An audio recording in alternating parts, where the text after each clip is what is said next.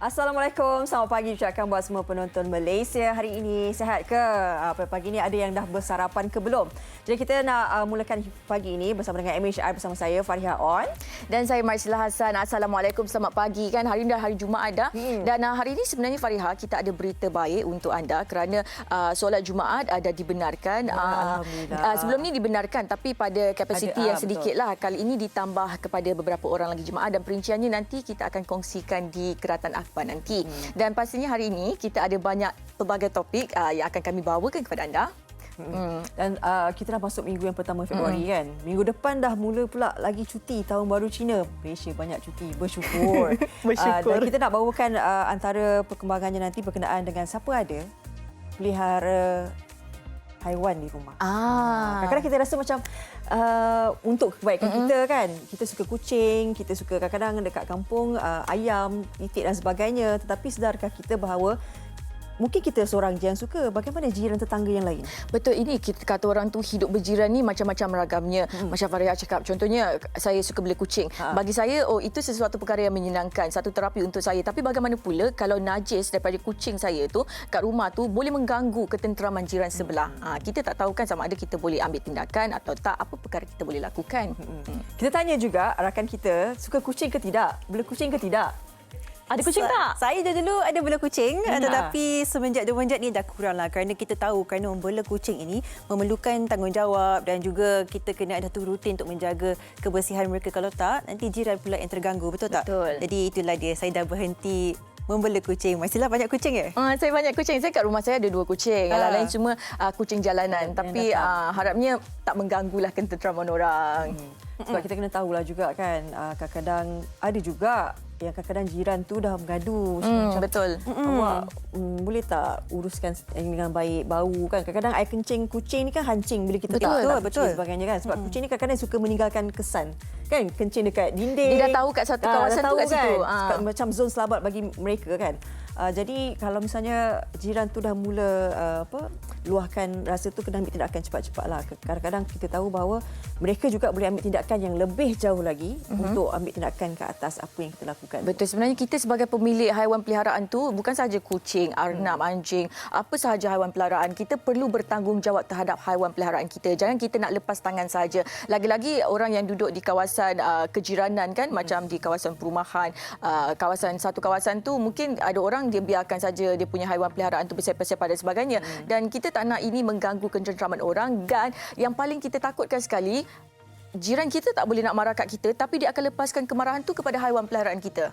Itu banyak kes yang terjadi apabila jiran tak puas hati, contohnya kucing kencing ataupun buang air besar dekat rumah jiran seorang tu, nak marah jiran macam buat tak tahu je. Lepas tu apa yang diorang lakukan, kucing tu yang akan jadi mangsa. Kita tak nak perkara itu terjadi. Kalau macam rumah yang ada tanah senang kan kalau kita nak ada haiwan peliharaan, tapi bagaimana pula dengan yang duduk dekat apartmen? Terus memang dah ada macam tempat saya memang tak dibenarkan sebenarnya haiwan peliharaan kalau duduk apartmen dan sebagainya kan. Sebab tapi ada juga susah. yang ambil tindakan nak bela. Bolehlah, belalah. Tapi bela tu bela betul-betul lah kata orang tu kalau nak bela pun. Dan Mungkin kita PKP juga ni kan ada masa terluang. Kan Sofia? Kan. Kita Masa beri- terluang untuk kita sedikit sebanyak memperlihatkan macam mana kita nak menjaga kebersihan rumah, kebersihan kucing dan sebagainya. Kerana kalau kita bercakap berkenaan tindakan ni, sekiranya jiran kita tidak puas hati dengan cara layanan kita terhadap haiwan peliharaan yang mengganggu ketenteraman mereka, kita boleh dikenakan tindakan undang-undang. Adakah kita tahu sebenarnya yang perbuatan kita tu tak bertanggungjawab boleh mendatangkan ialah implikasi seperti itu. Kau boleh saya nak teruskan dengan perkongsian perkembangan COVID-19 yang terkini setakat semalam hari ini untuk pengetahuan kita bersama. Setakat semalam kita difahamkan telah pun dicatatkan 4,571 kes baru dan hampir separuh daripadanya direkodkan di Selangor sebanyak 2,056 kes. Yang menjadikan kes kumulatif secara keseluruhannya adalah 231,483 kes dan 17 kes kematian telah pun dicatatkan. Di antaranya 15 warga negara tempatan dan 2 warga asing. Kita masih melihat angka 4 digit yang masih tinggi. Dan bukan itu sahaja, kes sembuh baru alhamdulillah kita juga melihat 4 digit. Kes sembuh sebanyak 4,092 kes dan di sini kita paparkan taburan kes terbaru mengikut negeri. Masih mencatatkan yang tertinggi adalah di Selangor diikuti dengan Johor dengan 664 kes dan kemudiannya di Kuala Lumpur dengan 481 kes. Inilah taburan untuk anda menjadi lebih cakna lagi berkenaan dengan pergerakan ataupun penularan di seluruh negara kita. Ini antara profil latar belakang kes kematian yang terbaru. Apa yang menjadikan saya sedikit sedihlah antara salah satu kes kematian yang membabitkan seorang bayi berusia 4 bulan sahaja di Hospital Tawau yang dipercayai sedang mengalami masalah jantung. Dan yang selainnya, kebanyakan adalah warga emas yang mempunyai tahap morbiditi tinggi dengan tahap kesihatan yang tidak begitu baik. Ini antara kluster baru yang boleh kita paparkan kepada anda. Saya bacakan satu persatu. Parit Penyengat di Johor, kluster Jalan Jelutong di Johor dan juga kluster Kampung Pulau Jawa di Pahang. Dan di sini Kampung Lukut di Johor, Jalan Pinggiran di Sarawak dan kluster ke-6 di Rawang, kluster ke-7 di Pahang, Rantau Tanjung, kluster ke-8 Permata 1 di Negeri Sembilan dan 2 lagi kluster Jalan Gombak di Selangor dan wilayah Persekutuan Kuala Lumpur dan juga yang terakhir di Jalan Jasmine Selangor. Kita melihat peningkatan kes atau kluster ini adalah berdasarkan sasaran saringan yang secara terbuka dilakukan dan kita mengesan begitu banyak kluster yang masih banyak. 6 daripadanya adalah kluster tempat kerja dan 4 lagi daripada kluster community.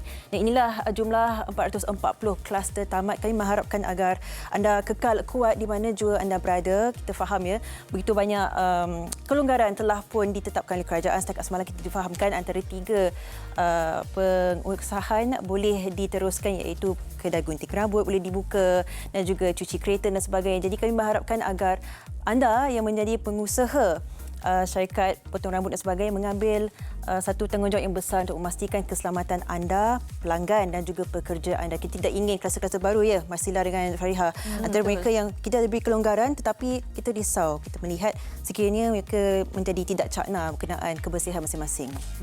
Betul.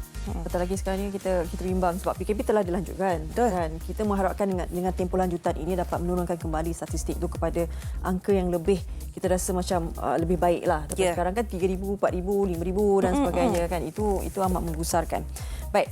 Mungkin kita boleh beralih kepada artikel akhbar pilihan hari ini. Kita mulakan dulu di Berita Harian. Di Berita Harian, di halaman utamanya ini mengenai 3 juta rela bantu pantau pematuhan SOP bagi memutuskan rantaian jangkitan COVID-19. Tapi yang menjadi pilihan penerbit kita hari ini ada di halaman kelima di mana di sini katanya 3 perniagaan dibenar SOP ketat. Dan antara perniagaan-perniagaan yang dibenar beroperasi ketika PKP ini adalah pasar malam, kedai gunting rambut dan juga pusat cuci kereta di mana operasi pasar malam dibenarkan bermula pada jam 4 petang hingga 10 malam dengan mematuhi SOP yang ketat. Antara SOP yang digariskan adalah jarak gerai mesti 1 meter antara satu sama lain dan hanya satu jalan masuk dibenarkan dan kawalan ketat pasukan Jabatan Sukarelawan Malaysia Rela. Dan seterusnya untuk kedai gunting rambut pula dibenarkan beroperasi sehingga jam 10 malam dan pastinya khidmat gunting rambut ini anda perlu memakai pelindung muka, pelitup muka, apron pakai buang, sarung tangan dan juga alat-alat yang digunakan mesti dibersihkan dengan menggunakan air panas setiap kali selesai untuk setiap pelanggan. Maknanya selepas satu pelanggan tu dia kena cuci pakai panas dulu barulah boleh gunakan contohnya gunting rambut tu untuk pelanggan yang lain. Dan seterusnya kedai cuci kereta juga dibenarkan beroperasi sehingga jam 10 malam. Dan tambahnya lagi perayaan Tahun Baru Cina yang bakal kita raikan nanti 12 dan 13 hari bulan ini tidak dibenarkan disambut secara kita hanya dibenarkan disambut di rumah bersama keluarga dan pastinya dengan pelbagai SOP ketat yang telah digariskan oleh kerajaan. Dan seterusnya saya nak kongsikan di halaman ke-7 Berita Harian hari ini mengenai yang kita cakap tadilah jemaah solat Jumaat dibenar separuh kapasiti masjid. Katanya di sini jumlah jemaah solat Jumaat di wilayah Persekutuan Kuala Lumpur, Putrajaya dan Labuan diperluaskan kepada lebih separuh kapasiti sebenar masjid dan surau mulai pagi hari ini dan mereka perlu mematuhi penjarakan fizikal 1.5 meter. Dan juga aktiviti tazkirah sebelum solat Jumaat juga dibenarkan diadakan selama 30 minit di masjid, di surau Jumaat dan juga surau yang diberikan kebenaran khas untuk solat Jumaat. Dan anda boleh dapatkan berita harian untuk berita penuh dan lagi pelbagai berita-berita dan informasi-informasi di berita harian. Saya kira tadi SOP yang baru telah diberikan oleh kerajaan. Salah satunya dia kan salon kan? Betul. Itu amat menggembirakan sebenarnya. Saya pun rimas tengok rambut anak saya dah macam mana dah. Dah panjang sangat Dah kan? panjang sangat. Baik, gunakanlah peluang dan masa yang sesuai lah untuk kita kan. Kalau nampak ramai sangat, tunggu dulu kan untuk masuk salon tu, buat appointment yang lebih baik. Baik, kita ke harian Metro. Ini di hadapan. Ini kan musim-musim PKP ni pastinya masalah kewangan, terdesak. Ada orang yang terdesak. Dan ada juga segelintir yang mengambil kesempatan peluang ini kepada beberapa individu yang mereka rasa boleh dimanipulasi dengan cara sebegini, terjebak dengan keldai akaun, askar pun kena. Sedikit jenayah komersial yang tersepit selepas sering digempur pihak berkuasa kini beralih arah menyasarkan anggota tentera serta pasangan mereka pula dengan menggunakan maklumat peribadi mangsa untuk jadikan keldai akaun sekaligus mengheret anggota keselamatan itu ke dalam masalah dan terpaksa melalui proses kesihatan yang panjang. Jadi di muka 2 dan 3 dikongsikan bagaimana mereka pun tak tahu macam mana maklumat peribadi itu diguna pakai oleh pihak tertentu. Katanya sebelum ni salah seorang mangsa ni dia kata Akbar bukan nama sebenar, umur 30 tahun. Dia kata mula-mula tahun ni dia ada pergi kursus. Jadi adalah macam membabitkan butiran peribadi yang dikongsikan tetapi balik daripada tu, rupanya namanya diguna pakai. Jadi saya pelik kerana tidak pernah menyerahkan butiran peribadi atau kad pengenalan kepada sesiapa.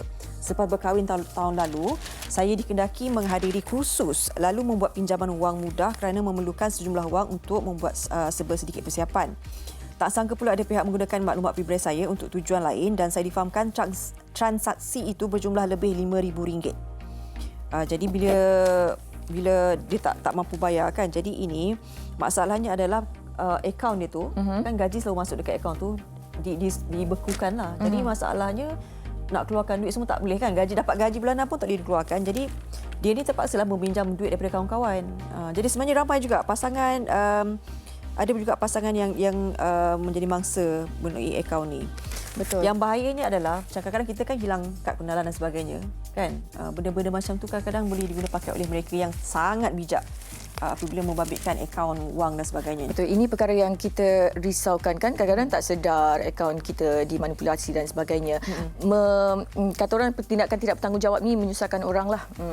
Dan seterusnya kita di NST. Baik, ini berkenaan dengan halaman ke-6. Ini berkenaan dengan vaksin. Pastinya ramai yang tertanya-tanya tentang nanti bila vaksin ini. Siapa yang sebenarnya nanti akan dapat kan? Jadi, we will update government on COVID-19 vaccine candidate. Johnson & Johnson will continue updating the government on its latest clinical developments and access for its single-dose vaccine candidate. This was stated by the company's managing director for Malaysia and Brunei, Chin Kiat Chuan, in written reply to the New Straits Times yesterday. Johnson & Johnson is committed to bringing an affordable COVID-19 vaccine to the public on a non-for-profit basis for emergency pandemic use, pending clinical trials and regulatory authorizations. Maknanya kita tahu bahawa nanti kan dia ada berfasa kan vaksin ni. Dia nanti akan diberikan kepada pihak barisan hadapan dahulu, mereka yang perlu mendapatkannya kan, yang bertugas sebagainya. Tapi kita fikir siapa pula nanti kalau kita selepas barisan yang fasa pertama itu, siapa fasa kedua, fasa ketiga dan seterusnya. Bagaimana nama itu akan diberikan dan sebagainya kan. Tak apa, kita nantikan nanti pengumuman yang akan diberikan oleh pihak kerajaan. Pastinya mereka akan lakukan yang terbaik buat semua rakyat Malaysia. Betul, apapun kita sabar menanti ketibaan vaksin dan kita harapkan yang terbaik buat semua. Bukan sahaja di Malaysia, satu dunia, dan kita harapkan virus COVID-19 ni segera berakhir. InsyaAllah. Baik, dan seterusnya. Sofia? Ya, sementara kita menunggu kedatangan vaksin ke negara kita, bagi anda yang selama PKP ini mempelajari cara untuk bercucuk tanam dan sebagainya, mungkin ini satu perkara yang sangat menarik untuk anda. Anda boleh saksikan Agent Agrotech di mana minggu 6 Agent akan menghadapi pelbagai rintangan dan cabaran dari segi fizikal, mental dan sosial. Dan Agent Agrotech adalah satu misi untuk mencari bakat usahawan pertanian moden yang bakal menerajui ekonomi negara di masa hadapan. Anda bolehlah ikuti AJ ejen dalam pengembaraan mereka setiap Sabtu jam 7.30 malam hanya di TV9.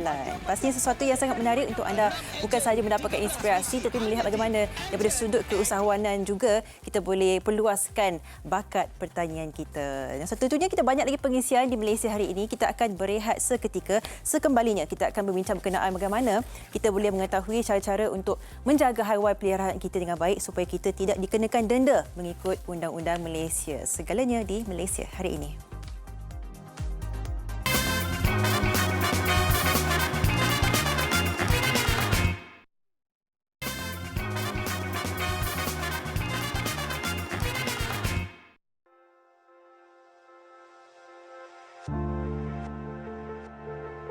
Tidak dapat dinafikan, membela haiwan peliharaan boleh menjadi terapi dalam kehidupan seharian. Bagaimanapun, ada segelintir masyarakat yang membela haiwan peliharaan ini kurang mengambil berat mengenai keadaan sekeliling, terutamanya bagi mereka yang hidup berjiran. Ada juga antara mereka yang membiarkan haiwan peliharaan ini berkeliaran di luar tanpa pengawasan dan membiarkan haiwan ini membuang najis di merata tempat. Pelbagai keluhan dapat dilihat dalam ruangan media sosial.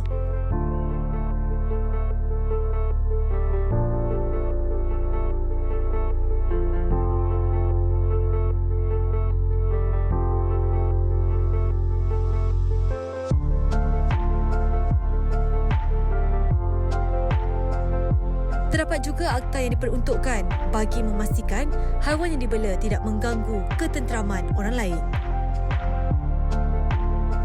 Peguam Nur Zabita Muhammad Nur akan menguraikan mengenai akta ini sebentar lagi. Ternyata, isu membiarkan haiwan peliharaan berkeliaran dan membuang najis merata-rata tidak boleh dipandang enteng.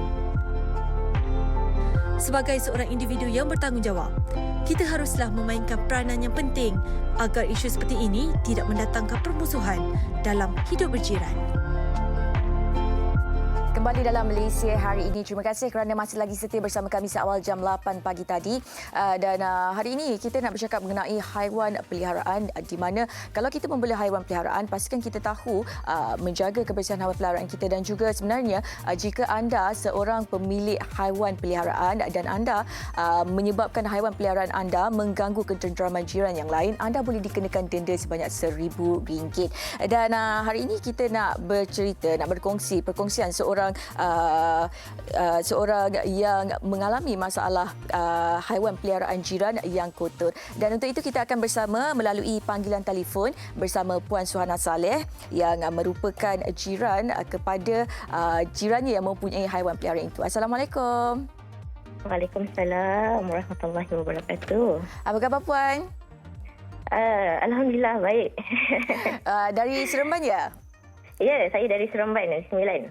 Okey Puan, mungkin Puan boleh ceritakan, kongsikan kepada kami di Malaysia hari ini mengenai masalah yang Puan alami ni. Bagaimana Puan berhadapan dengan situasi jiran yang mempunyai haiwan peliharaan yang menyebabkan mengganggu sedikit ketenteraman Puan?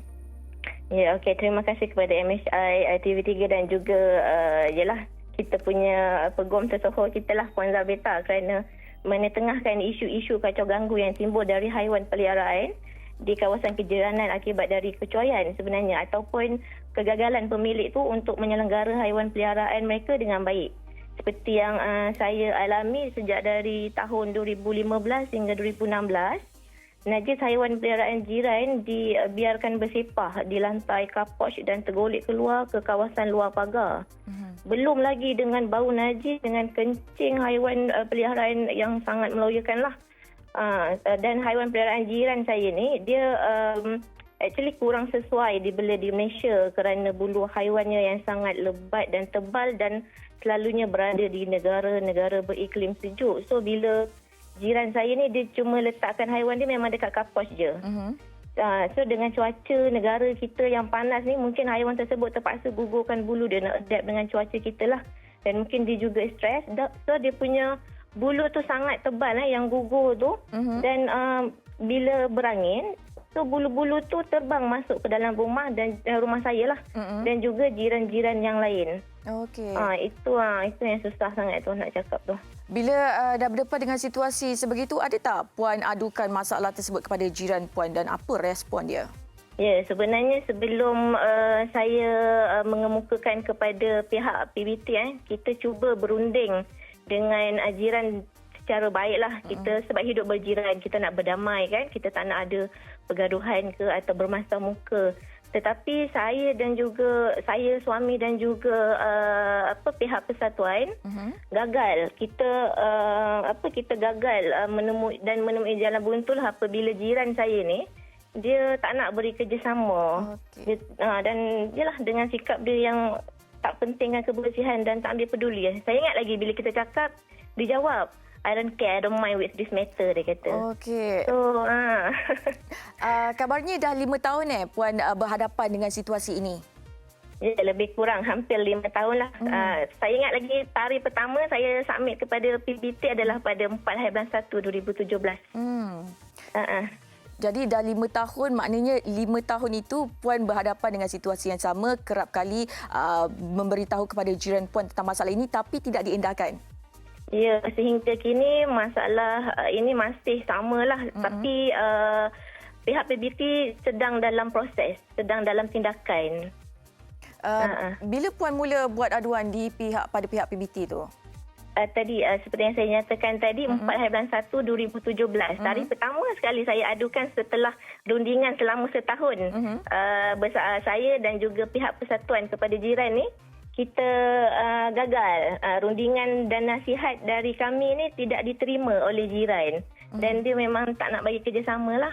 Jiran-jiran lain juga mengalami situasi yang sama, membuat aduan juga. Ya, tapi macam bila saya dah buat aduan, diorang macam tak apalah, kita ada wakil untuk buat aduan. Tapi actually masalah ni kepada jiran-jiran yang berdekatan lah akan mengalami masalah yang sama. Cumanya jiran saya ni, sebab kedudukan rumah saya ni agak tinggi dengan jiran. So bila macam cara dia bersihkan, dia cuma macam pancit je air tu keluar dari pagar. So najis dengan air najis tu semua akan lalulah dekat rumah saya. Maknanya Puan sendiri yang terpaksa tolong sekali untuk bersihkan najis, bulu-bulu tu semualah. Ya, kalau tak nanti dengan, yelah macam mana kan, depan rumah saya, anak saya main-main nanti nak kena samak benda-benda macam ni. Kita kena bersihkan juga. Jadi adakah Puan, bila Puan tahu mengenai undang-undang haiwan peliharaan ini yang jika haiwan peliharaan jiran ini mengganggu ketenteraman jiran, pemilik haiwan peliharaan tersebut boleh didenda sebanyak RM1,000. Bila Puan tahu mengenai undang-undang ini? Saya Google sebenarnya. Saya Google, saya tengok kita boleh ambil tindakan.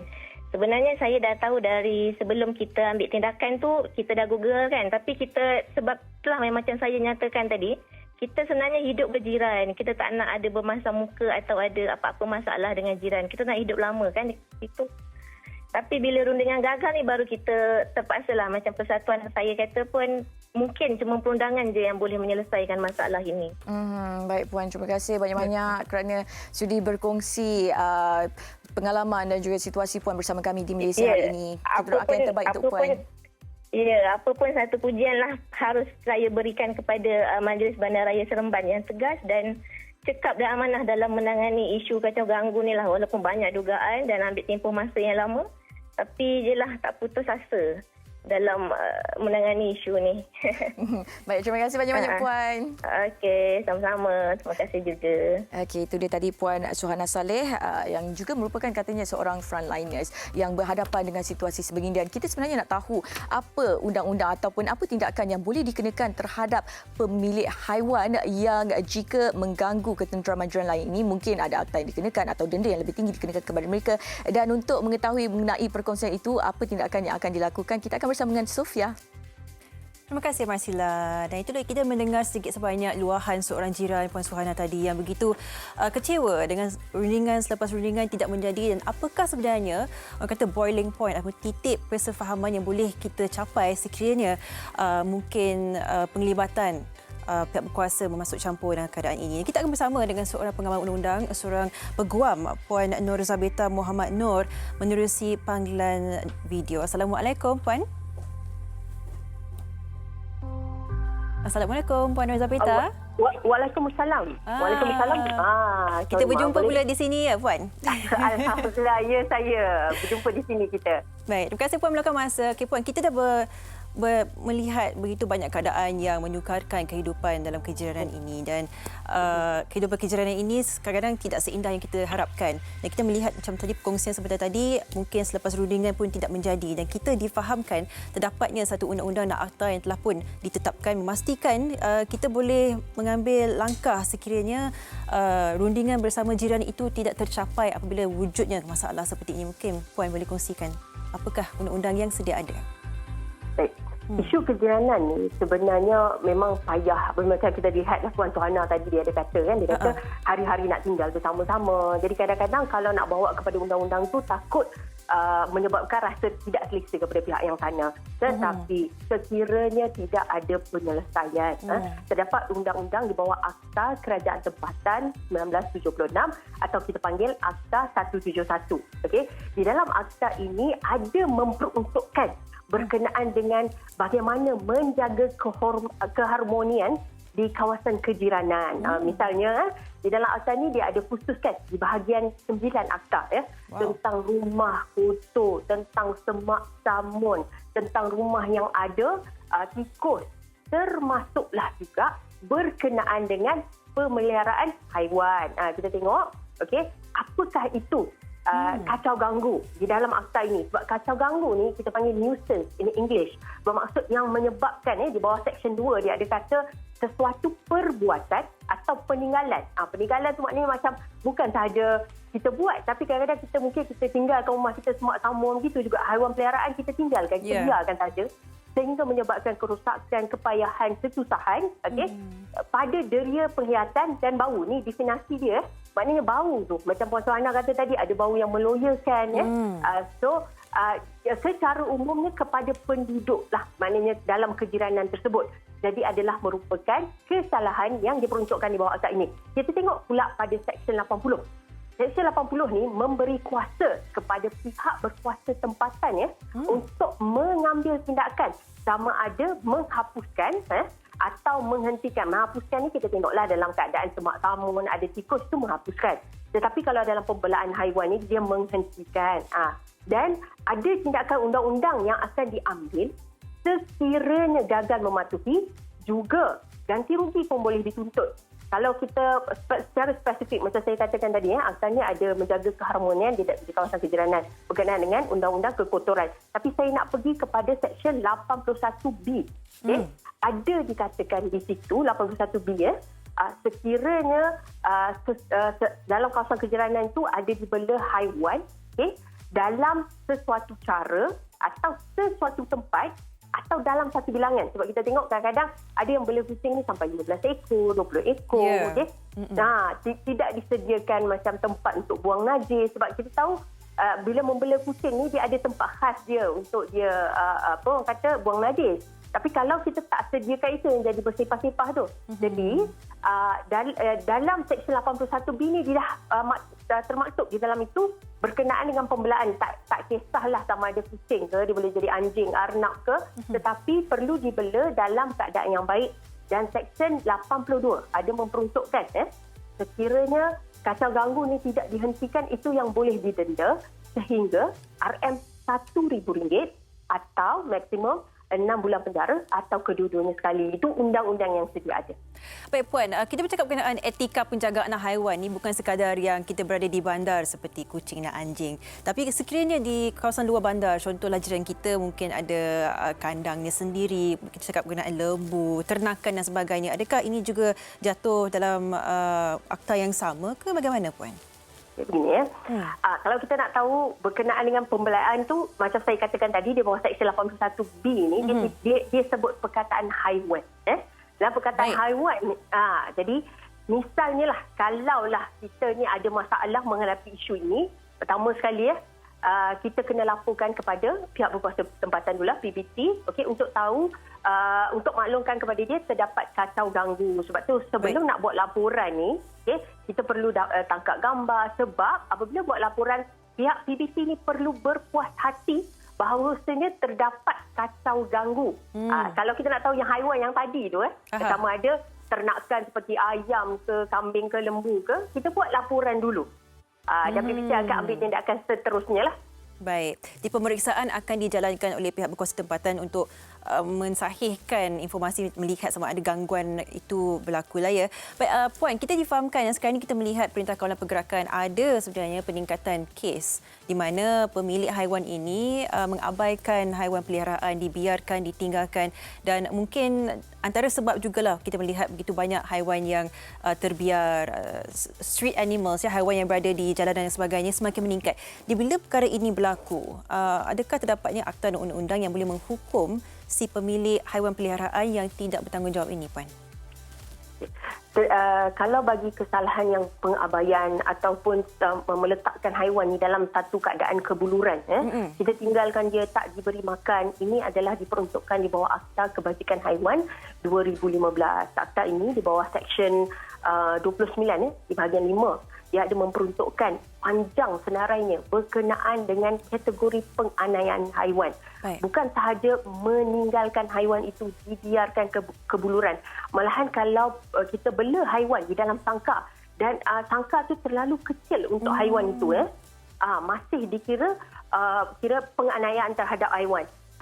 Sama juga kalau sekiranya contoh kita bela anjing, kita talikan dia, tetapi apabila kita ikat dia, tali itu terlalu pendek, masih juga dikira penganiayaan di bawah seksyen ini. Baik. Jadi hukumannya adalah minimum RM20,000 atau maksimum RM100,000 denda atau penjara atau kedua-duanya sekali. Tinggi hukumannya. Dan sekiranya kita melihat keadaan inilah, misalnya di kawasan kejiranan, kadang-kadang kasihan haiwan ni, orang nak bela tapi dia tak jaga kebajikan.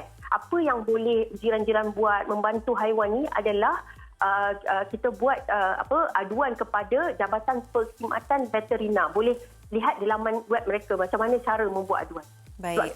Kesian pada haiwan-haiwan ni. Betul tu, Puan. Kita melihat makin lama makin ramai lagi yang cukup tidak kisah berkenaan kebajikan haiwan ini. Dan kita ucapkan terima kasih kerana Puan memberikan satu peringatan kepada kita semua. Inilah tanggungjawab kita daripada awal sehingga akhirnya kita perlu menjaga haiwan. Baik, Puan, berbalik semula kepada kes di mana sekiranya kita ingin membuat laporan terhadap jiran kita. Sesiapa saja yang ialah mewujudkan sedikit kesukaran dengan haiwan peliharaan mereka, apakah yang boleh kita lakukan sebagai first step, langkah pertama sebelum kita buat laporan? Adakah kita kena rekod video, ambil gambar dulu ke bagaimana, Puan? Digalakkan untuk ambil gambar, digalakkan juga untuk ambil video. Kita bawa kepada PBC dahulu. Sewaktu nak buat aduan, kita tunjuk. Seperti yang saya katakan tadi, PBC perlu berpuas hati bahawasanya terdapat kacau ganggu. Jadi bukti-bukti ni ialah PBC tak ke rumah kita lagi, kita yang ke sana. Jadi bukti-bukti ni sangat penting untuk menunjukkan macam mana keadaan atau kacau ganggu yang telah dilakukan. Selepas aduan telah diterima dan PBC berpuas hati bahawa terdapat kacau ganggu, mereka akan mengeluarkan satu notis. Notis tu akan dihantar kepada tuan rumah yang membuat kacau ganggu tadi, maknanya bela haiwan banyak-banyak yang tidak terkawal tadi lah, sehingga menyebabkan bau busuk, dan kekotoran. Kemudian di dalam notis tu ada dinyatakan berapa hari untuk mereka menghentikan kacau ganggu ini. Dan apabila tempoh diberikan telah diserahkan, pemilik rumah tadi tahu, tetapi kalau gagal macam saya katakan tadi, hukumannya di bawah Seksyen 82 subseksyen 5, yang mengatakan denda maksimum RM1,000 atau pemenjaraan atau kedua-dua sekali. Terima kasih, Puan, kerana memberikan kita satu pencerahan bagaimana kita hidup berjiran ini walaupun kita dalam kawasan rumah kita masih ada adabnya yang terdapat undang-undang yang memberikan perlindungan kepada kita. Terima kasih kita ucapkan kepada Puan Nur Zawita, Muhammad Nur. Terima kasih. Sama-sama. Ya, seorang pengamat undang-undang yang tentunya ramai yang begitu mengenali kerja beliau, dan ini antara isu yang patut kita pertengahkan supaya kita mempunyai kehidupan berjiran yang lebih bersatu padu, yang lebih saling hormat menghormati. Kita akan berehat seketika, dan sebelum itu kita akan bersama dengan Marsila untuk perkembangan yang seterusnya.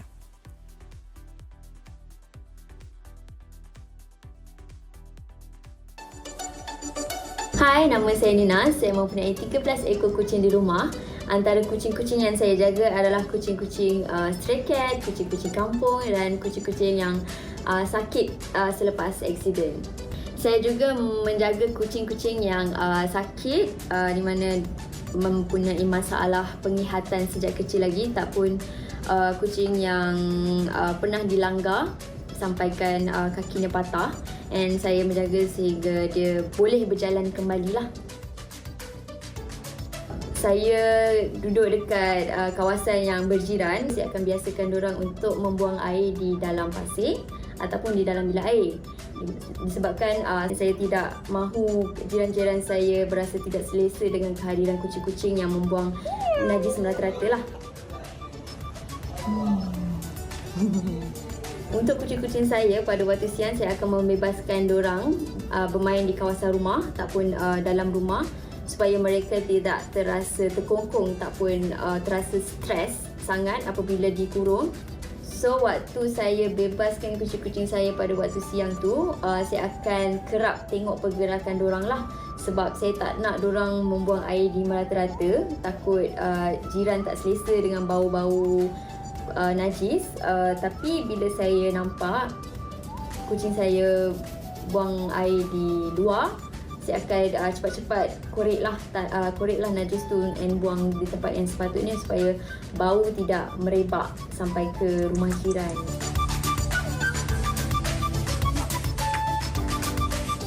So, untuk mereka yang ingin menjaga kucing, saya nasihatkan untuk menjaga kucing dengan seeloknya. Beri mereka kasih sayang yang secukupnya dan menjaga kebersihan kucing-kucing korang supaya jiran-jiran semua berasa selesa dengan kehadiran makhluk Tuhan yang comel ini.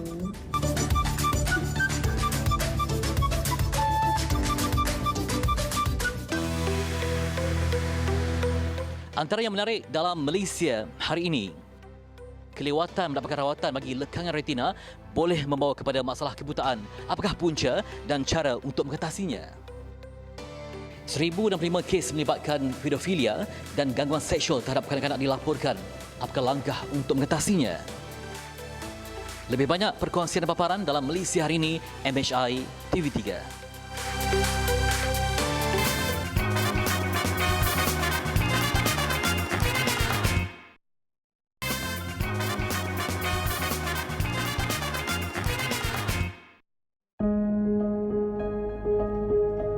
Setiap daripada kita pasti memiliki sekurang-kurangnya satu akaun media sosial. Ekoran penggunaannya sudah menjadi keutamaan dalam masyarakat hari ini. Melalui aplikasi telefon mudah alih dan kecanggihan teknologi yang ada pada ketika ini, setiap maklumat senang diterima atau disampaikan dengan pantas melalui media sosial. Namun, kecanggihan itu sebenarnya boleh menjadi antara penyebab umat Islam dipertanggungjawabkan di akhirat kelak jika apa yang disampaikan atau disebarkan bersifat fitnah dan mengaibkan. Rasulullah SAW bersabda, "Sesiapa sahaja beriman dengan Allah dan hari kiamat, maka hendaklah dia berkata baik atau berdiam diri." Hadis riwayat Bukhari. Perbuatan membuka aib diri sendiri atau orang lain sudah menjadi parah dalam masyarakat. Saling membuka pekung di dada antara gejala tidak sihat dalam rumah tangga. Hal ini terjadi apabila pasangan suami isteri mengambil kesempatan menggunakan kuasa viral sebagai jalan penyelesaian kepada permasalahan mereka dan mudah untuk berkongsi apa sahaja yang berlaku dalam keluarga. Selain itu, antara perkongsian yang tidak perlu dimuat naik atau lebih elok dirahsiakan daripada masyarakat seperti aktiviti persendirian, ibadah atau sedekah yang kita lakukan supaya keikhlasan itu dapat dijaga. Justru, kita harus lebih baik untuk membezakan apa yang boleh dan tidak boleh dikongsikan supaya tidak mendatangkan malu di kemudian hari dengan apa yang telah dimuat naik di media sosial. Baik, itu sedikit sebanyak yang dikongsikan berkenaan dengan bagaimana kita perlu menggunakan media sosial ini sebaik mungkin. Ada yang kata mungkin media sosial ini sebenarnya platform untuk kita berdakwah, kan? Hanya tunjuk benda-benda yang baik saja. Tapi kadang-kadang kita tunjuk benda baik pun, netizen akan cakap, "Alah, nak menunjuk kebahagiaan lah tu. Macam orang lain tak bahagia." Baik, semalam saya ada buat sedikitlah soal jawab melalui IG story saya. Mungkin pengikut saya mungkin tak ramai dalam 30,000 tu. Jadi ada yang sebahagian daripada mereka tu turut serta menjawab sedikit. Mungkin saya buat ini dia. Saya kata kat situ, situasi pasangan curang bermasalah. Baik aku kantorkan pada semua orang. Setuju tak? So jadi ada yang yes no lah. Jadi mereka perlu memilih sama ada setuju atau tidak. Jadi ramai juga saya mendapat maklum balas, respon yang cukup banyak. Ada yang marah saya, "Kak, kenapa akak nak buka aib akak? Akak kan orang baik. Akak, kenapa sepatutnya kita tak perlulah nak keruhkan keadaan dan sebagainya." Jadi saya kata, ramai tanya saya kenapa tu bukan ke buka aib. Saya kata sabar sekejap. Jadi bila saya mendapat keputusan, saya sharekan di IG story saya, ramai yang mengatakan 65% mereka ingin tahu. Maknanya kalau ada pasangan tu curang ataupun bermasalah, maknanya kuasa viral ni mereka nak tahulah cerita-cerita berkenaan dengan kain dalam orang ni. Jadi ini antara yang kita lihatlah bagaimana sebenarnya mungkin netizen juga melihat bahawa ini konten yang ialah banyak masa sekarang ni yang membuatkan hati mereka seronok untuk membuka laman media sosial. Jadi hari ini kita nak berbicara lanjut berkenaan dengan jangan buka pekung di dada di media sosial. Jadi kita nak bersama dengan secara maya Ustaz Muhammad Rozi Muhammad Rejab, merupakan pendakwah kini berada di Bangi, Selangor. Assalamualaikum Ustaz. Waalaikumsalam warahmatullahi wabarakatuh. Apa khabar Fariha? Baik Ustaz. Ustaz sihat dah? Alhamdulillah, syukur. Ustaz, tadi kami kongsikan sikit pasal berkenaan soal jawab saya buat dekat IG story tu. 65% kata dia nak tahu kalau ada masalah situasi pasangan tu curang ke bermasalah ke keaiban itu, mereka nak tahu cerita tu dekat media sosial, boleh beritahu orang ramai. Jadi pendapat Ustaz bagaimana? 65%, 35% kata tak payahlah, lebih baik cerita tu diberitahu kepada pasangan masing-masing, tak perlulah nak bagi tahu orang lain. Baik. Assalamualaikum warahmatullahi wabarakatuh.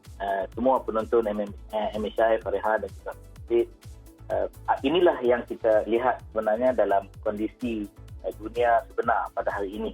Iaitu kita banyak nak tahu tentang hal ehwal keaiban orang lain. Ini kalau kita lihatnya bukanlah satu perkara yang baru, kerana daripada perilaku manusia itu sendiri, dia lebih suka nak mengetahui kekurangan, keaiban seseorang. Na'udzubillah min dzalik. Dan ini merupakan satu perbuatan yang ditegah di dalam agama, bahkan bukan sekadar hanya dalam agama, mengikut fitrah manusiawi itu sendiri, dan adat, istiadat ataupun kita sebut tentang tata cara kehidupan kita dalam bab moral sekalipun tidak dianjurkan dan dilarang sebenarnya daripada membuka pekung di dada, satu. Yang kedua, sibuk nak mengetahui keaiban orang lain. Kerana itu dalam pepatah Melayu, dia disebut dengan terang jelas, jaga kain sendiri. Disebut jaga kain sendiri itu maksudnya jangan kita menyibukkan diri dengan hal ehwal orang lain, tetapi sibuk-sibukkanlah dengan hal diri sendiri. Satu benda yang kita kena ingat hari ini, kecanggihan teknologi, kurniaan Allah Subhanahu Wa Taala, ya, media sosial dan sebagainya, seperti Fariha sebut tadi, sekarang kita mudah saja hanya di tangan, pegang di tangan, kita boleh tahu seluruh dunia, borderless, tak ada lagi dah sempadan Fariha. Tapi kita kena ingat, kecanggihan itu boleh menyebabkan umat Islam itu sendiri disoal di akhirat besok dengan soalan-soalan yang dia tak boleh tak jawab berkaitan dengan fitnah, keaiban, dan lebih dahsyat lagi, dia tak sekadar tunggu akhirat untuk dia terima akibat. Di dunia ini sendiri, dia telah pun diberi balasan oleh Allah Subhanahu Wa Taala. Na'udzubillah min dzalik. Kita mohon ampun daripada Allah Subhanahu Wa Taala daripada semua perbuatan yang tak sepatutnya kita buat di bumi ini. Itulah dulu sekadarnya Fariha, insya-Allah.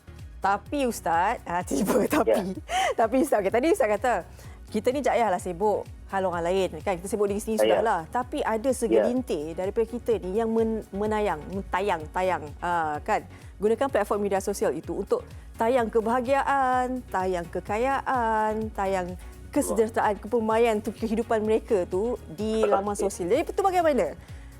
Sebab kadang-kadang kita tak ambil tahu pun, tapi dia yang tayang, kan. Apatah lagi mereka ni terdiri daripada orang yang terkenal dan sebagainya. Bagaimana pula sisi itu?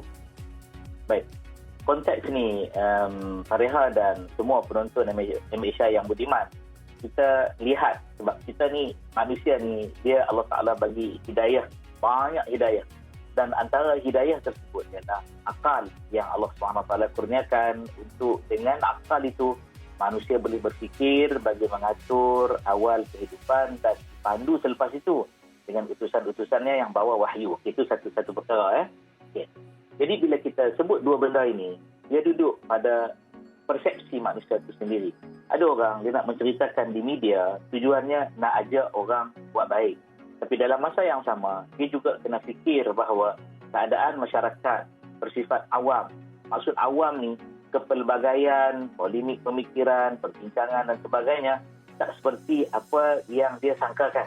Dia boleh berdalil dengan Quran. Contohnya dia bawa dalil Quran kata boleh buat baik ni sirran, sembunyi-sembunyi, wa alaniyah, ataupun dia nak buat terang-terangan.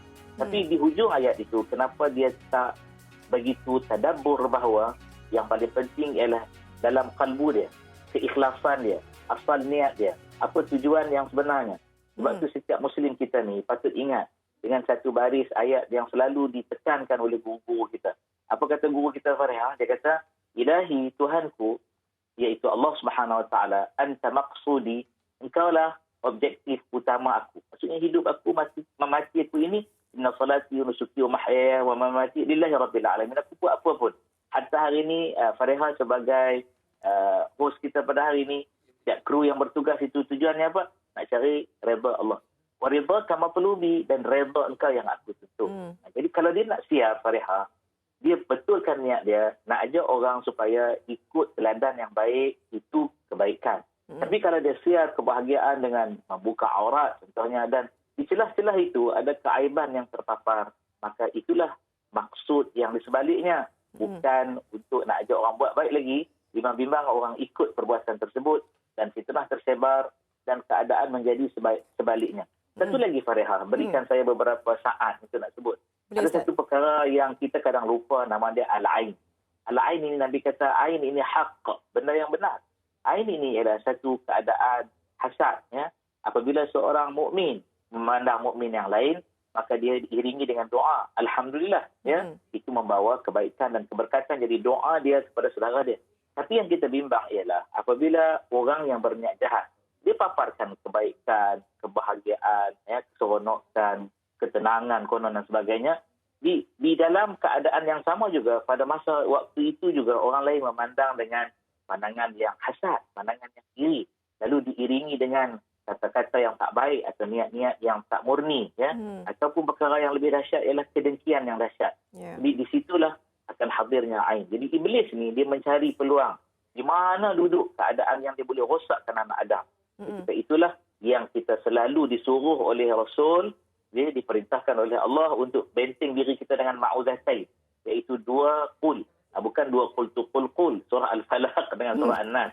Kalau kita lihat surah Al-Falaq, kita tak ujung dia kata apa? Wa min syarri hasidin idza hasada. Daripada keadaan hasad dengki seseorang itu, bila idza hasada, apabila telah datang hasad. Mungkin waktu itu orang tak datang hasad mereka. Dan kita tunjuk macam-macam datang hasad orang, maka waktu itu kita jangan pula salahkan Allah, kenapalah jadi macam ni. Asal perbuatan daripada kita yang membuka diri kita, kalau nak dikatakan dengan izin quote and quote pekung tu, ya, kita yang buka. Baik ke buruk kan kita buka. Di celah-celah itulah mengundang pelbagai persepsi dan kemahan. Na'udzubillah min dzalik. Seorang mukmin ini, pesan guru kami, mesti menjaga dirinya daripada memfitnah dan terkena fitnah. Allah. Baik, Ustaz, saya nak menyentuh sikit berkenaan dengan situasi membabitkan suami isteri. Kan? Kadang-kadang kita ni manusia biasa melalui fasa konflik rumah tangga dan sebagainya. Dan kita melihat bahawa sekarang ini, kebelakangan ini, bahawa laman media sosial boleh digunakan dengan kuasa tularnya. Ada pasangan melihat bahawa dengan adanya begini, dapat memberi pengajaran kepada pasangan yang melakukan kesilapan dalam hidup. Mungkin bukan kali pertama, bukan kali kedua, mungkin berkali-kali. Jadi mungkin sebelum ni dah melalui penyelesaian yang sebaiknya kan, tapi mungkin rasanya ni asyik pijak kepala je dah 3-4 kali dah buat macam ni. Jadi mungkin dia melihat bahawa kuasa tular itu adalah penyelesaian masalah konflik, supaya biar dia tahu, biar dia sedar bahawa apa dia buat tu salah. Selama ni aku dah bagi macam-macam peluang tapi buat lagi. Bagaimana Ustaz melihat macam tu? Baik. Terima kasih Fariha dan juga semua penonton MHA yang beriman. Dalam hal ini apabila nak berbicara, saya nak meletakkan cermin di hadapan saya, iaitu saya melihat keadaan diri saya dahulu. Saya bercakap ini melihat konteks diri saya sendiri. Jikalau saya empati, meletakkan keadaan diri saya di tempat seperti Fariha nyatakan tadi, satu perkara yang kita kena ingat. Nabi kata setiap umat aku ni, kata Allah Subhanahu Wa Taala, dimaafkan dosanya. Allah Taala ampun mereka. kecuali mereka yang suka menunjuk-nunjuk. Dan sesungguh-sungguhnya antara yang menunjuk-nunjuk itu maksud hadis ini ya, kalau kita kaji maksud menunjuk-nunjuk itu apa dia? Dosa. Adalah hamba yang buat dosa di waktu malam. Dia buat dosa waktu malam, ceritanya buat dosa waktu malam ini ialah nak bagi tahu satu keadaan ada perkara yang Allah Taala tidak redha. Sementara Allah Taala telah tutup ayat tersebut, kata Nabi, waktu pagi dia bagi tahu pula, wahai orang ramai, wahai fulan bin fulan, semalam aku buat itu, aku buat ini, ya. Dan padahal pada malam hari dosa dia dibuat itu, kata Nabi, Rabbnya iaitu Allah Subhanahu Wa Taala dah tutup dah dosa tersebut. Dia pun bermalam dalam keadaan dosanya yang ditutup. Tapi besok hari dia yang menyingkap sendiri apa yang telah ditutup oleh Allah Subhanahu Wa Taala. Karena hal ini saya suka nasihatkan. Kalaulah ada berlaku konflik, tak kisahlah apa namanya Farihah, bukan sekadar rumah tangga, itu yang kita lihat ya, yang kita lihat di media. Hal adik-beradik, hal saudara mara, hal tempat kerja, hal sebagainya. Tak payah nak mengadu di media sosial. Jika gentleman, ya, gentleman, kita pergi mengadu di hadapan dia. Bagi tahu kenapa jadi begitu dan begini dan begitu dan begini. Dan kita ada sebenarnya pihak ketiga yang boleh menjadi penimbang tara ya untuk selesaikan. Right. Jangan kita bawa sebagai penimbang tara itu ialah jabatan netizen negara. Jabatan netizen negara Ustaz. Jabatan netizen negara dia akan bagi sejuta fatwa kepada kita. Jadi itulah yang kita kena pertimbangkan untuk kita lihat kita ni. Kita dalam diri kita ni kita apa? Kita cuba pandang dalam diri kita sendiri. Jika kita berada di tempat orang yang terkena keadaan yang sama, kita empati dengan dia, kita pun tak akan buat begitu, Farihah. Tak akan buat begitu. Dan di hujung natijah atau kesimpulannya, atau keputusannya, bukan keadaan nak menjadi baik macam rumah tangga. Saya tak jumpa lagi satu pengalaman. Jika ada boleh kongsilah, Farihah kan? Jika ada boleh kongsi. Tak ada lagi satu pengalaman di mana bila dia cerita keaiban yang berlaku pada pasangan dia. Mungkin kali pertama, kali kedua, kali ketiga dia kata dah melampau dah ni, dia pun sebarkan. Ujung natijahnya tak akan berlaku kebaikan. Na'udzubillah min dzalik. Jika ada tolong bagi tahu. Sebab keadaan dah menjadi cukup teruk. Kan? Seperti tikus yang membaiki labu. Bukan labu tu nak bagi jadi lagi elok. Dia akan lagi rosak, dia akan musnah. Ya, habis. Bercerai-berai. Na'udzubillah min dzalik. Yang jadi mangsa ya, siapa? Generasi masa hadapan. Dan lebih parah lagi jika individu tersebut menjadi pujaan dalam masyarakat. Ya? Masyarakat minat dengan dia. Na'udzubillah min dzalik, memang jadi contoh yang tak baik dalam masyarakat kita. Baik Ustaz, moga-moga apa yang Ustaz kongsikan ini menjadi sedikit sebanyak ilmu kepada kita lah pada hari Jumaat ni kan. Amin. Kena tengok baliklah diri kita sebenarnya kan untuk menggunakan media sosial ni, bagaimana apa yang perlu dikongsikan, mana yang tidak jangan dikongsikan. Baik, terima kasih Ustaz Muhammad Rozi Muhammad Rajab. Sama-sama Farihah. Jaga diri Ustaz. Terima kasih semua. Mudah-mudahan afiat hari ini. Amin ya rabbal alamin. Amin rabbal alamin. Baik, kita nak berehat seketika. Sekembalinya nanti kita akan bersama secara maya dengan Nolia Ghani. Tahukah anda perjalanan kariernya sangat cukup menarik untuk dikongsikan. Semuanya selepas ini di MHI.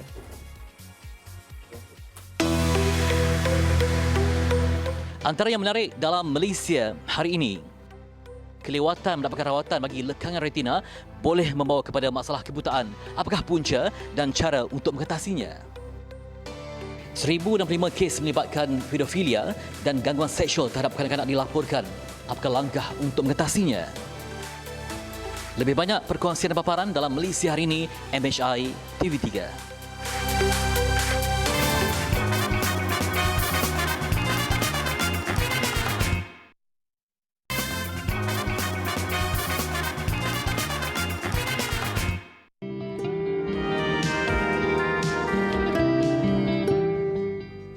Nama pelakon Nolia Ghani Abdul Hamid atau lebih dikenali sebagai Nolia Ghani sememangnya sudah tidak asing lagi dalam dunia seni tempatan.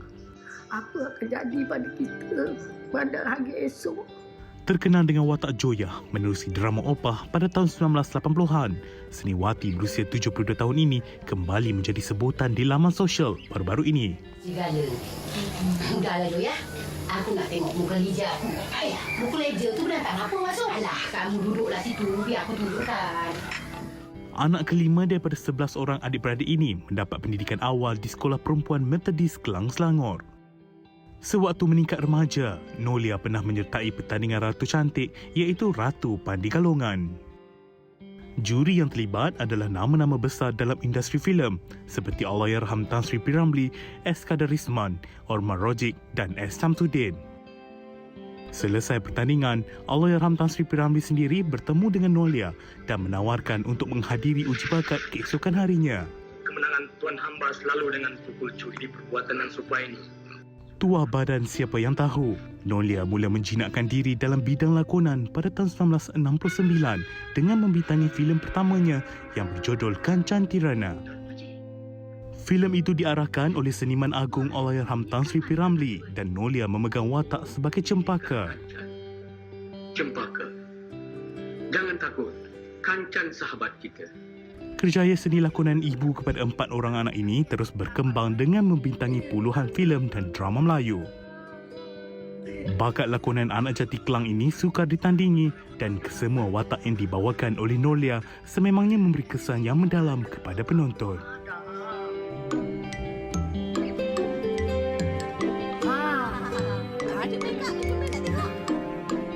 Kan cantik. Terang-terang. Itu dia sedikit daripada dipertontonkan sebahagian daripada kerjaya Nolia Ghani tentang di tanah air ini kan. Bermula sebagai Cempaka dan kekal masyhur diingati sampai hari ini sebagai Joyah. Betul. Dan pelakon yang pastinya membawakan pelbagai karakter watak dalam setiap lakonan yang dihiasi daripada watak komedi, watak sarat sedih, watak orang kata romantik dan sebagainya. Semua berjaya dilakonkan oleh seniwati Nolia Ghani. Kalau dia bawa watak Mak Tiri tu beria Menjadi, Mak Tiri tu. Oi, kita pun sakit hati tengok Mak Tiri ni kan. Belum lagi makcik-makcik yang suka jaga tepi kain orang tu. Ini penjiwaan itu betul-betul masuk kan. Kalau Joyah tu tahun Opah kan drama RTM sekitar 1980-an. Jadi kalian tak berkesempatan kan. Saya dulu kecil-kecil tengoklah. Kita lahir lagi. Maknanya Farhah membesarlah dengan zaman-zaman Opah. Itu popular tu drama tu. Betul. Ramai juga yang tak tahu, bukan sahaja sebagai pelakon, tetapi Nolia Ghani ini pernah dikenali juga sebagai seorang pelawak, penyanyi penyanyi kan? Ratu cantik juga di awal permulaan sebelum berlakon tu. Jadi ini yang kita nak ketengahkan hari ini kan bersama dengan Nolia Ghani sendiri untuk melihat bagaimana perjalanan kerjayanya bertahun-tahun. Dan bagaimana permulaan kerjayanya, adakah selepas menyertai pertandingan Ratu Cantik, walaupun difahamkan tidak mendapat tempat pertama, hadiah utama, tetapi Nolia Ghani berjaya memenangi Ratu Fotogenik. Bukan cacalan orang tahu yang boleh dapat Ratu Fotogenik ni. Ini kalau kita melihatlah bagaimana perjalanan anak seni tu, mungkin hari ini anak seni mungkin perjalanannya agak sedikit mudah kan. Ada orang yang melalui jalan mudah, ada mungkin juga yang perjalanannya daripada bawah. Betul. Saya rasa kalau zaman dulu nak jadi seorang bintang tu pun susah. Kan? Betul. Perjalanan mereka mungkin syarat dengan perlu melalui banyak laluannya. Jadi macam Nolia Ghani ni pula mula-mula macam mana bakat pelakon tu tak tengok, tak dapat lagi. Dia menyanyi dulu kan. Siapa sangka Nolia Ghani merupakan mempunyai bakat menyanyi, lepas tu pergi ke pertandingan yang lain, bawa haluan yang lain, lepas tu barulah dah melalui fasa-fasa itu barulah bidang lakonan diceburi. Betul, kan? kerana kita tahu kan dunia lakonan zaman dulu dan sekarang berbeza. Kalau sekarang laluannya mungkin agak mudah seperti yang Farhah katakan tadi. Kalau dulu bagaimana menyertai satu audition ke satu audition, berapa lama tempoh perjalanannya sebelum orang kata kriteria yang diperlukan untuk mereka menjadi seorang penyanyi pelakon, untuk menjadi seorang orang kata yang mampu membawa satu watak yang penting dalam sesebuah drama tu. Bukan dan nanti kan kita nak tanya pandangan daripada Nolia Ghani sendiri kan, macam mana dia melihat situasi antara zaman dulu dengan zaman sekarang. Kita kat 40 tahun ni, dulu kita sampai Kelang ke Petaling Jaya ni mudah aja. Kalau dulu macam mana? Bas kena tukar tu kan? Itu perjalanan dia. Sebab kalian berdua kan tak pernah tengok cerita Opah. Tapi macam mana kalian tahu bahawa Joyah itu karakternya, dia ni Joyah betul. Macam banyak mulut nak juga tepi orang. Macam mana kalian tahu bahawa itulah karakternya? Sebabnya kita dah tahu setiap kali lakonan yang dilakonkan oleh Nolia Ghani ni, kita dah macam, okey ni kita ada satu step macam, okey ni Joyah, watak Joyah. Kita dah tahu dah kenal dah. Kalau dia bercakap tu, mesti macam, boleh tahulah Joyah. Kan Joyah kat talian sekarang ni. Akhirnya. Assalamualaikum. Selamat pagi.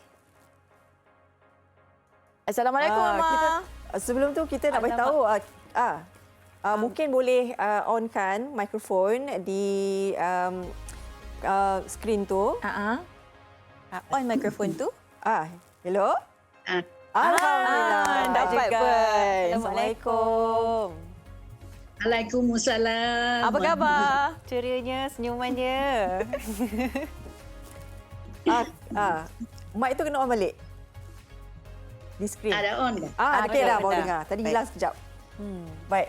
Kita mengucapkan terima kasih kerana bersama dengan MHI. Kami sangat-sangat gembira walaupun secara maya, tetapi melihat senyuman tu rasa macam dekatnya di hati. Okey, kita nak tahu sebab mungkin kita ni hanya mengetahui bahawa Nolia Ghani ni pelakon. Kan? Seorang pelakon yang versatile, boleh bawa semua watak. Tetapi kita tak sedar bahawa sebelum berada di pentas lakonan ini, siapa Nolia Ghani? Nolia Ghani nobody ya. Orang kampung saya ni asal dari Kelang. Okey. Jadi bila terkenang balik kan perjalanan Kak Nolia Ghani ni yang dah lama, begitu lama berkecimpung sehingga ke hari ini orang ingat, orang sayang lagi. Pernah menyangka tak yang Mama akan sampai sejauh ini? Alhamdulillah lah ya. Ini kerja Allah. Itulah maknanya memang lama lah. Mula pun dari tahun 1968. Jadi mungkin Mama nak ceritakan sedikit, nak flashback balik perjalanan karier Mama daripada awal Mama berkecimpung dalam dunia industri seni sampailah sekarang ni, Mama. Yalah, saya ni bermula dengan Allahyarham Tan Sri P. Ramlee yang introducekan Mama di filem Mama yang pertama, iaitu Kancan Tirana. Itu tahun 68 lah. Tapi macam mana ketika itu bakat tu kan macam nampaknya awak ni berbakat untuk berlakon. Tapi sebelum tu bagaimana? Yalah, sebelum tu Mama ni orang kampung. Masa tu saya ni memanglah kata tak reti lagi glamour ni, semua tak faham. Kita kira kampungan sikit lah. Jadi adalah masuk pertandingan ratu-ratu. Dulu saya semua kan. Jadi satu pertandingan tu judges dia semua pengarah-pengarah lah. Ramlee, Kana Resman, Omar Ojek, Jing Samsudin, dan pertandingan tu Mama kira berjaya. Jadi pada dia punya hadiahnya tu pergi kiranya untuk screen test. Filem. Jadi pagi Mama pergi screen test, petang terus syuting. Wow, cepat. Hari yang sama. Hari yang sama. Pasal Mama masa tu filem hitam putih lagi. Mama dapat tu kira banyak screen test tu, banyaklah juga yang datang kan. Tapi Mama maknanya menang dalam screen test tu pasal katanya fotogenik. Mama, kalau Mama ingat lagi dialog Mama masa lakonan yang paling Mama tak boleh lupa ataupun yang memang Mama ingatlah sampai sekarang dalam ceritakan Catirana tu? Boleh juga. First memang malu lagi, kita tak reti lagi kan. Itulah kita ni baru first time jumpa artis-artis yang hebat ya, Jing Samsudin. Lepas tu bila dah dapat peranan tu, jadi kekasih Jing Samsudin. Wow. Kelas betul.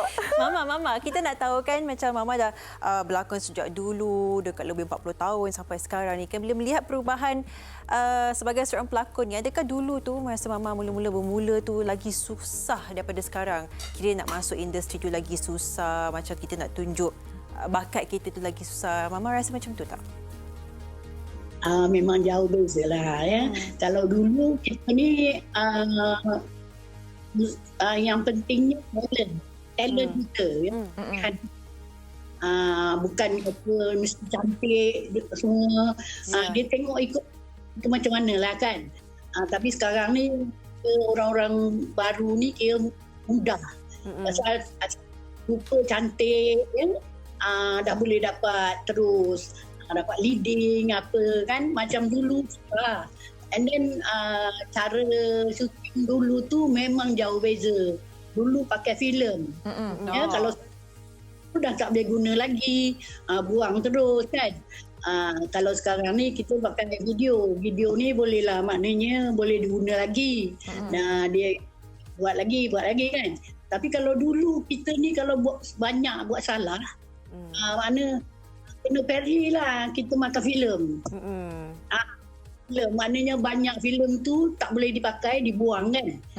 Memang satu kiranya memang mahal lah. Dan juga cara syuting kita dulu tu dalam studio aja. Kalau 10 dulu pakai batu kan. 10 batu keliling KL aja. Tak boleh jauh. Dan juga set kita semua tu dalam studio lah. Semua dibuat, semua carpenter buat set-set tu semua kan. Macam ni kita boleh sewa location rumah, sewa, dan kemudahan banyak lah sekarang daripada dulu kan. Baik, Mama. Tak apa, Mama sama dulu. Mama lagi tak apa. Kalau dulu kita syuting ni ada pakai time. Ya. Time tu kita kalau syuting siang, pagi kita pukul 8 kita dah start roll dah. Maknanya sebelum kita dah siap. Dah siap. Sampailah kata kita lewat pukul 6. Okey. Siap untuk satu hari dah. Kalau ada malam kita start dah pukul 2 sampai malam lah kan. Sekarang ni kalau boleh kita nak habiskan satu filem satu hari. Bukan macam dulu. Maknanya kan. Macam dulu kerjanya teliti. Siang-siang, malam-malam. Dan juga kalau yang daily lah. Maksudnya pagi 8, pukul 6 sekarang dah beres semua dekat office sambil duit, cash. Yang daily lah. Yang kontrak tu lah ingat kan. Macam ini memang jauh beza. Kalau payment tu memang jauh lah.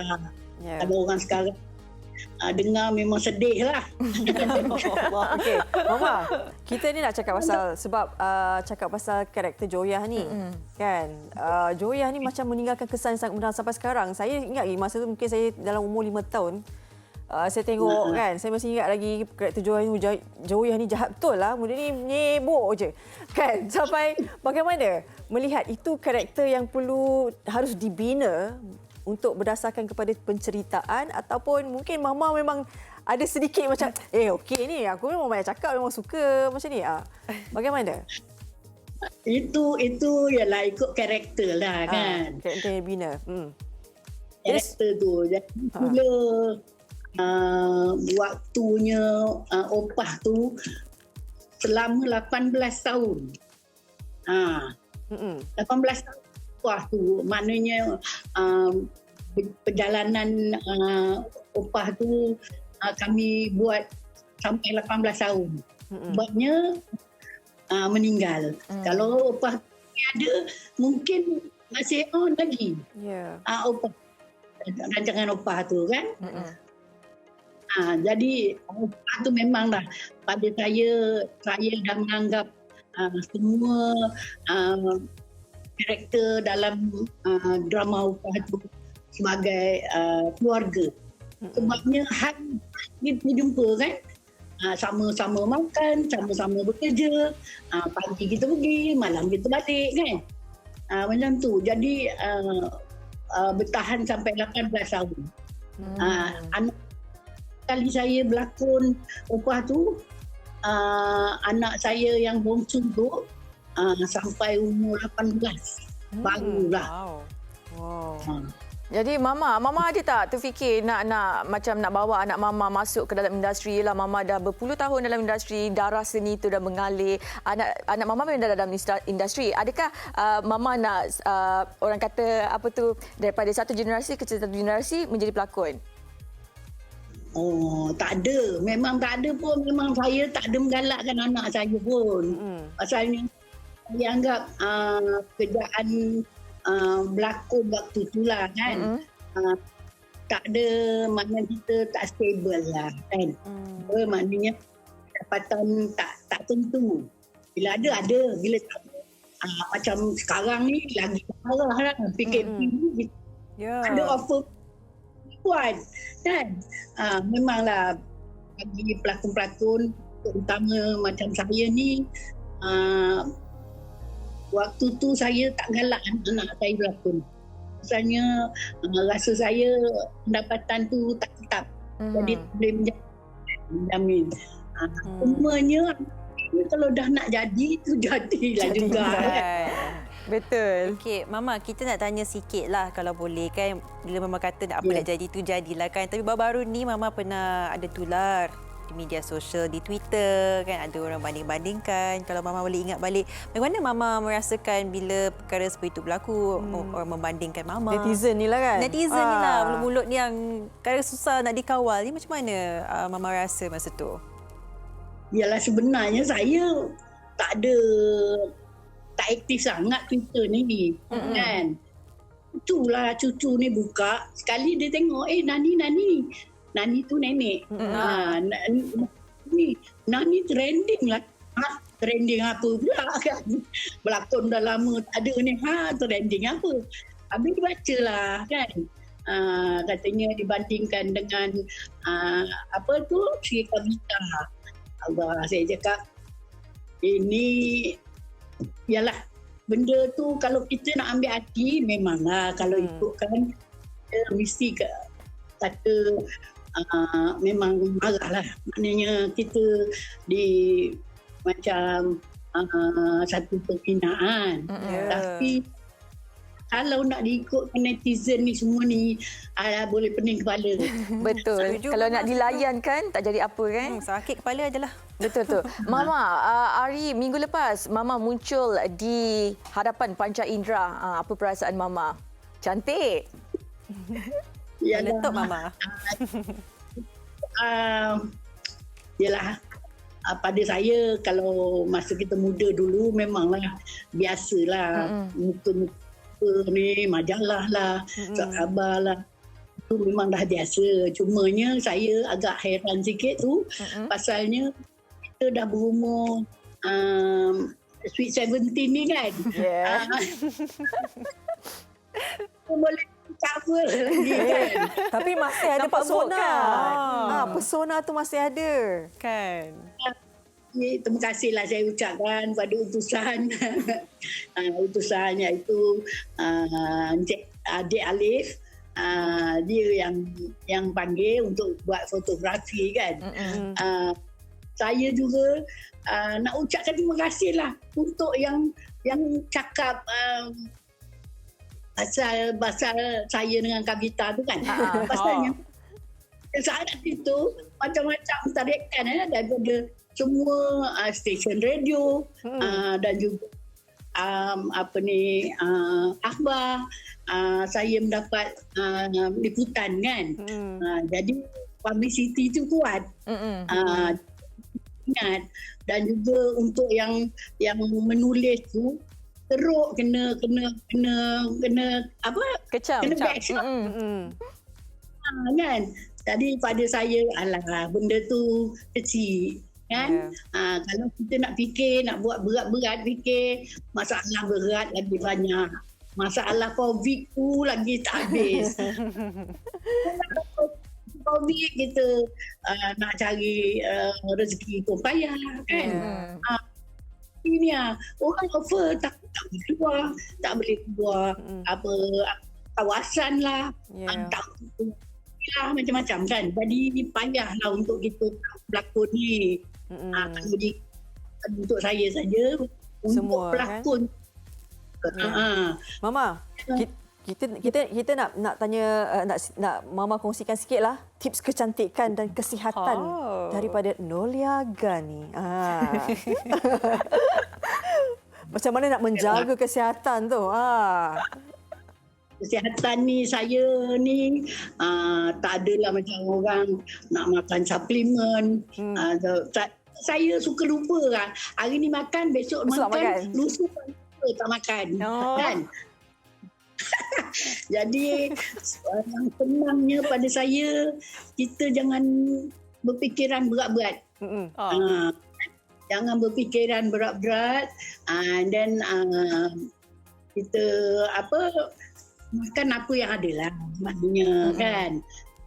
Jangan berlebih lah juga. Kita dah berumur, kita kena jaga-jaga jugalah. Walaupun sekarang ni alhamdulillah saya tak ada apa-apa penyakit. Sakit je. PKP ni sakit masalah. Okey, Mama, kita dah lama kan lalu PKP, sekarang ni sambung PKP lagi kan. Jadi apa aktiviti Mama kat rumah? Dah banyak masa dalam tangan, Mama ada hobi tertentu ke? Tak adalah kita ni, pasal badan pun dah makin besar dah. Dah makin gemar. Macam duduk rumah je kan. Yang cucu rajin, cucu suka masak untuk nenek dia. Jadi makin lama makin gembang. Itulah dia. Doalah supaya ni PKP ni dihapuskan kan. Yalah, maknanya kita jaga dirilah. Dan kita yang kena jaga diri kita kan. Orang tak boleh kontrol kita. Memang dah tak ada ni, dah PKP ni kita payah nak cari kerja pun tak boleh. Kerja ada, kita tak boleh nak buat kan. Macam saya tak kerja, poket pun tak ada lah. Tak boleh. Dapur tak berasap nanti. PKP sambung. PKP ingat dah habis-habis sambung. Sabar Mama. Tapi kita harapkan semua ni segera berakhir kan. Kita doakan. Apa pun kita doakan yang terbaik untuk Mama. Terima kasih bersama kami. Jaga diri. Jaga diri dan kesihatan Mama. Terima kasih banyak. Okey, itu dia Nolia Gani ataupun dikenali sebagai antara karakter Joyah dalam drama Opah. Jadi itu sikit sebanyaklah. Yalah, betul juga. Kita bukan saja kita tahu bahawa pelakon-pelakon ni memang mata pencariannya bergantung kepada drama dan lakonan. Kita mengharapkanlah moga nanti ada SOP yang boleh membenarkan mereka kan menjalani penggambaran dan mencari rezeki buat mereka. InsyaAllah. Itulah dia apa yang kita melihat di situ adalah semangat cerianya yang dibawa walaupun kita melalui hari yang sukar, tapi semoga itu juga menjadi pengingatkan kepada kita supaya kita terus berjuang. Baik. Minggu depan kita ada lekangan retina dan juga harga barang naik. Ini yang kecoh kan, orang banyak adukan harga barang naik dan sebagainya. Jadi perinciannya ada pada hari Isnin. Pastikan temu janji kita hari Isnin jam 8 pagi. Di MHI. Terima kasih semua. Assalamualaikum.